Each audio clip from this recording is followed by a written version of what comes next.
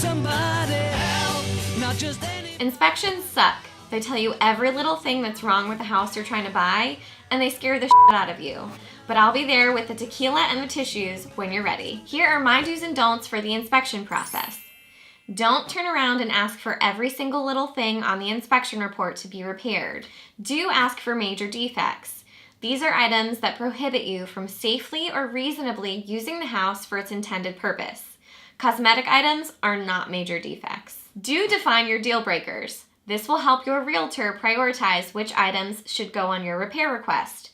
Your initial request should include 5 to 10 items, keeping in mind that the seller will likely cross out some of these items during negotiations. Don't get overwhelmed.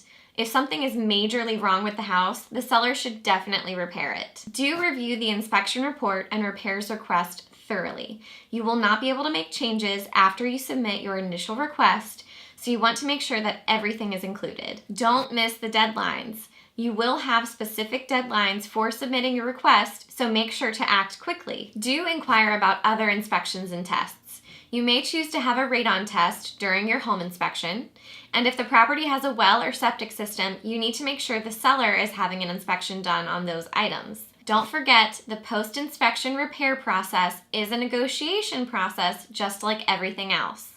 You have to go back and forth with the seller until you reach an agreement. In the end, my goal is to create a win-win for you and the seller.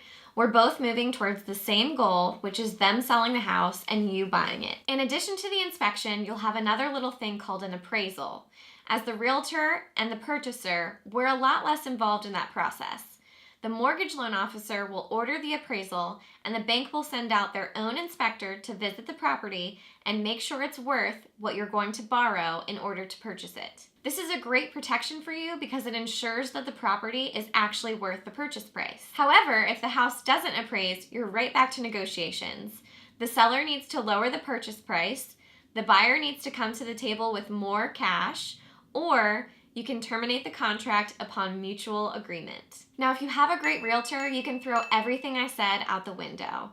You won't have to remember all these do's and don'ts because your real estate agent will hold your hand through the process and guide you through inspections, negotiations, and appraisal. Don't be afraid to ask questions or raise concerns. I'm always here to help.